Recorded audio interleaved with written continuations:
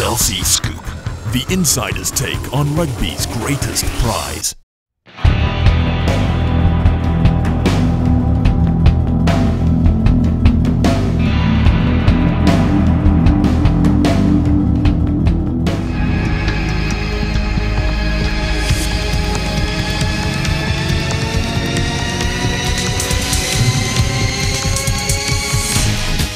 Hi guys, I'm with my fellow teammate here, Ross Skeate.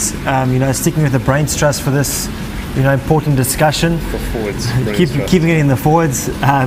Ross, looking at the games and how they've unfolded lately, the Northern Hemisphere teams have seemed to be stepping up. The weather playing probably a major role in that.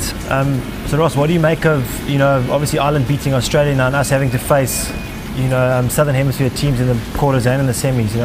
What's your take on that? Well, yeah, everyone was talking it up as an upset. Definitely think Ireland deserved the win.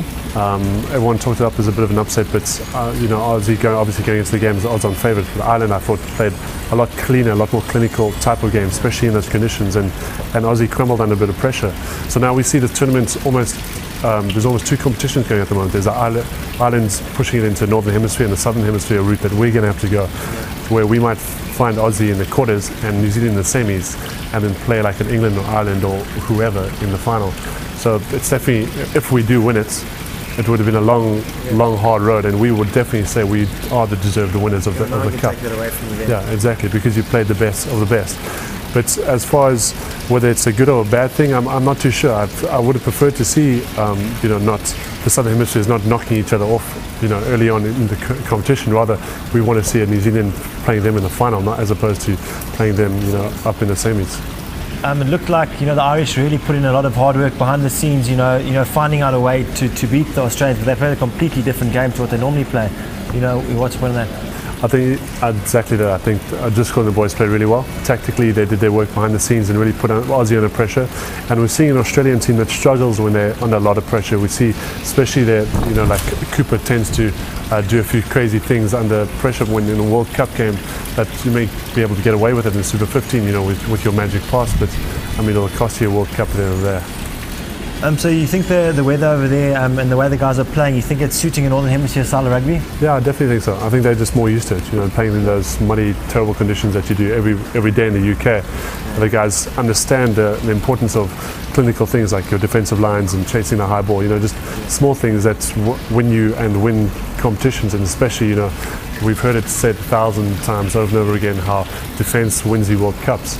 And that's something that they've got a very organised and very, very stinging defence where they get off the line nicely and put you under pressure. So it's definitely seeing them at the moment. Do you think the domestic competitions play a role in how teams prepare? That's in the Currie Cups, going straight into a semi-final. Super Rugby also straight semi-final, and the Heineken Cup, having to play that pressure rugby where you got quarter, semis, finals. Do you think that plays a role in the World Cup and how their countries play? Yeah, I definitely think so. I think an important element in those Heineken Cup and all those kind of tournaments, it's their knockout tournaments. Not like your Super 15 where if you get the wooden spoon, you're still going to be there next year. But in the Guinness Premiership, for example, there's relegation. In the top 14 in France, there's relegation. So those teams are used to playing a less expansive winning style of rugby, where if they win a game by 1 point, they'll take it. They don't want to be too flashy, which means that the game they play is less expansive and attractive at times, but more suited perhaps to winning rugby in New Zealand.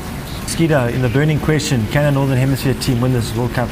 I definitely think so. Obviously, as going up in Southern Hemisphere, I would prefer not only it to be, you want the Boks to win first, and then secondly, you want a Southern Hemisphere side winning. But I do think, and especially at the moment, you can see Ireland knocking off Oz like we spoke about earlier. It's without a question in my mind that there's definitely the Northern Hemisphere teams are going to have a huge shout as to taking the cup home at the end of the day. Well, thanks, Ross.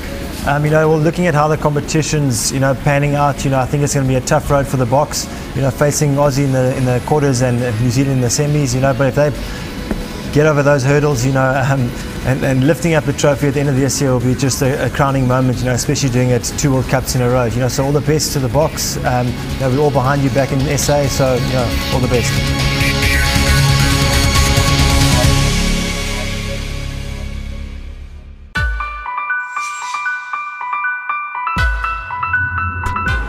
RWC Scoop, the insider's take on rugby's greatest prize.